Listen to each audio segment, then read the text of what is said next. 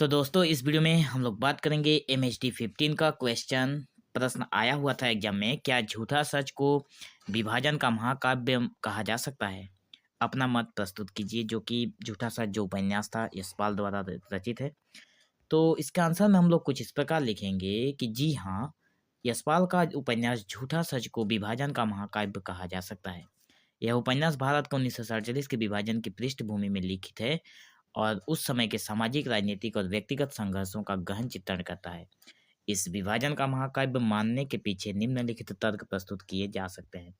विभाजन की त्रासदी का यथार्थ चित्रण पहला नंबर पॉइंट में, जहाँ पे हम लोग लिख सकते हैं कि झूठा सच विभाजन के समय के संघर्षों, हिंसा, दंगों और मानव जीवन पर पड़े गहरे घावों को सजीव रूप से प्रस्तुत करता है। यह न केवल बाहरी संघर्षों को दिखाता है, बल्कि उस समय के व्यक्तियों के मानसिक और भावनात्मक अंतर्द्वंद को भी उजागर करता है। व्यापकता और गहराई की अगर बात करें तो यह उपन्यास जो है केवल राजनीतिक घटनाओं तक सीमित नहीं है, बल्कि विभाजन के कारण टूटे परिवार जो परिवार टूटे, बिखरे हुए समाज और खोई हुई मानवीय जो संवेदनाओं का गहन अध्ययन करता है।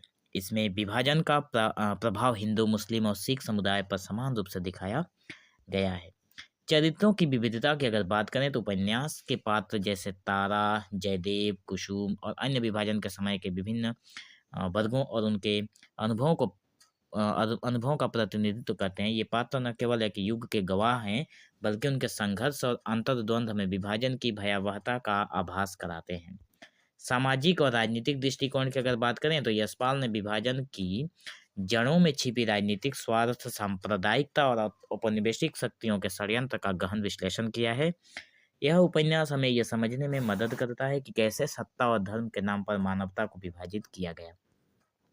विभाजन का सांस्कृतिक प्रभाव भी हमें देखने को मिलता है कि उपन्यास में विभाजन के कारण उत्पन्न हुई विस्थापना की जो समस्या थी, सांस्कृतिक अस्मिता का संकट और मनुष्यों के भीतर पनपी असुरक्षा की भावना को बड़ी संवेदनशीलता के साथ प्रस्तुत किया गया है।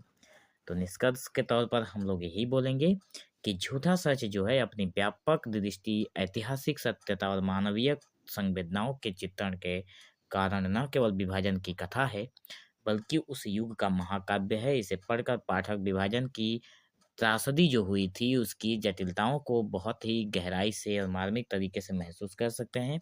इस दृष्टि से ये उपन्यास विभाजन के महाकाव्य की संज्ञा प्राप्त करता है। आशा करता हूँ आप लोगों को ये वीडियो पसंद आया होगा। ठीक है, नेक्स्ट वीडियो के लिए थोड़ा इंतजार करिए, सेकंड वीडियो भी अपलोड अब भी हो जाएगा।